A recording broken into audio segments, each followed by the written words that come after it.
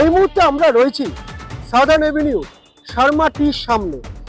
এই শর্মা টি তারা ব্যবসা করে, কিন্তু এই ব্যবসা করলেও এই সামনের যে ফুটপাথটি রয়েছে সেই ফুটপাথটিও তারা প্রায় কার্যত দখল করে নিয়েছিল।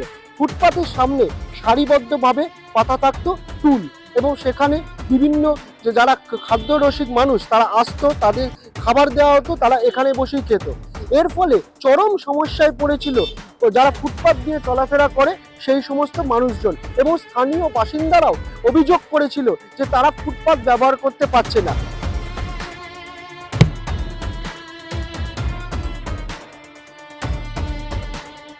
হয়তো পরিষ্কার হয়ে গেছে, আগের থেকে দেখতে পাচ্ছি। মানে আগে তো কোনো পাবলিক যেতেই পারতো না, রাস্তার নিচে থেকে আসতে হতো, কারণ অ্যাক্সিডেন্ট হয়ে যেতেই পারতো। তখন আসতে পারতাম, তখন তো সবাই বসে খেতো, কিন্তু আর সবাই যখন বসে খায় তখন তো এক সাইডেই আসতে হবে, তাই না? ফুটপাথ ছেড়ে ব্যবসা করলে ভালো হয়, মানুষের পথ চলতি মানুষের সুবিধা। এই মুহূর্তে চিত্রটা একবারে অন্য।